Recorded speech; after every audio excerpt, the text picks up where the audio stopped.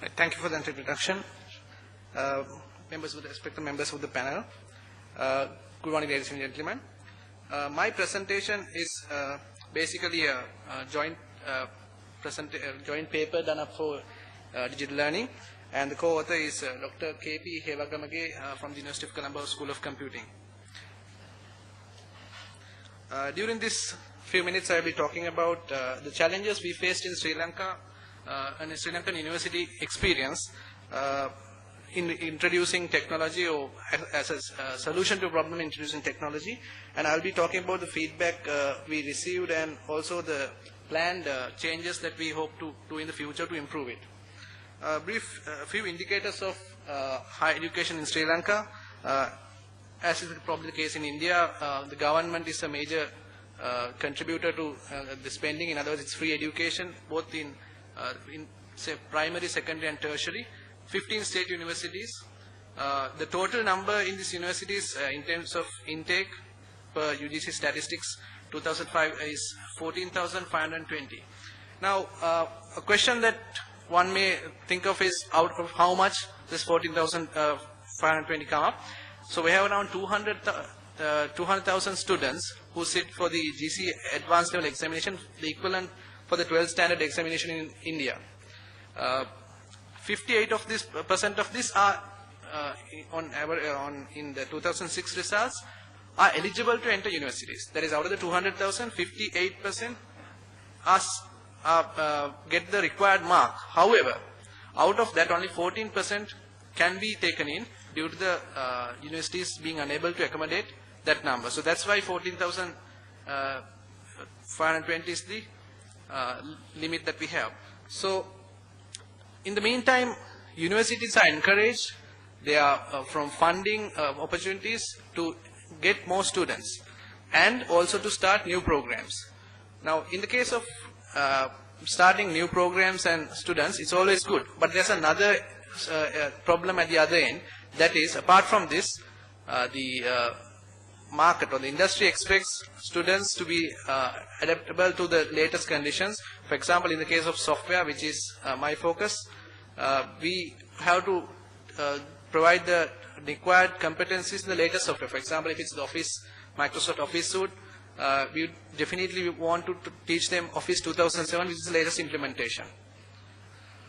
Right, so getting more students is fine, but how many students can we accommodate in a class? You have to look at that and then compare the student to teacher ratios.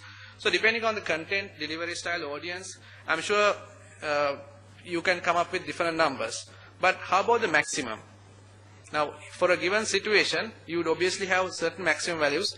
And if you look at these photographs, now, first of all, this is not a photograph from a Sri Lankan university, nor is it from a Sri Lankan school. It's not a government institution, but these are private establishments which are supporting education. In other words, tuition classes.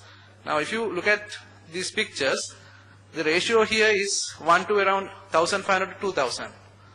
And you may ask whether it works. Well, these students pay and come here. So there is something behind this. Obviously, there are several factors. My main focus is not this, but anyway, since I just showed the photograph, the primary reason why they come is the subject matter expert, his experience, what he shares. Maybe the particular subject concerned, the number of experts may be limited. Obviously, cost is another important factor. So, as I said, when we think of enhancing facilities, increasing the number of students, the other end we have the issue of how to manage limited resources, especially in Sri Lanka. For certain, if we try to introduce newer topics, we will find that the subject experts are maybe not in university, so we have to get them on visiting basis, and they may not have enough time to contribute a lot in small quantities. So my university, the University of Sri Jawaharlal, actually takes up 1/7 of the intake per year from that is 2,000 out of this 14,000 is taken by this university, which is the second largest. We altogether have around 8,000 students.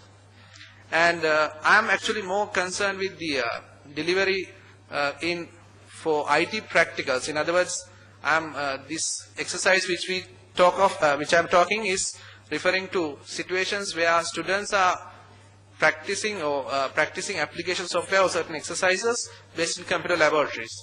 So we have laboratories with an average capacity of 50, which are used by students for IT training of IT software packages. Now, since we are talking of e-learning, I'm sure some of you may think, well, to train packages such as Microsoft Word or PowerPoint that we are using here, we can use, we could give them necessary material and they could do some amount of self-learning. I agree. Self-learning can be an option there.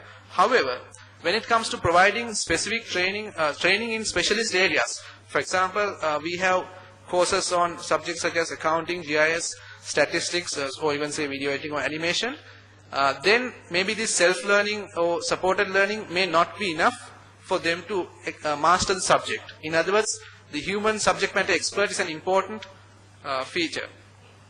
So, the problem we had was that when we have 800 students per course, say for some courses, on the average that I talked of earlier, where maybe the maximum we use is 50 in a classroom for computer-based training, we would need 16 separate sessions where the subject matter expert would have to have contact with the students.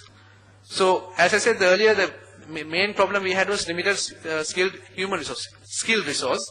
So, how can we conduct such a group? That was the problem that we faced. So, in order to solve the problem, we took a blended learning approach. The term blended learning for some of you may sound new. The term, of course, is coined up or come into the main discussions during the past decade, but the underlying concepts have been used far before, spanning several decades before. Basically, it is blending traditional face-to-face learning with multimedia, computer technology, online content, video conferencing. The limit, just no limit. Basically, it's in more than one method of including more than one method. So this creates actually new and unique teaching and instructional experiences. In our case, what we thought was we wanted to replace or broadcast the lecturer, his lecture, into a different classroom.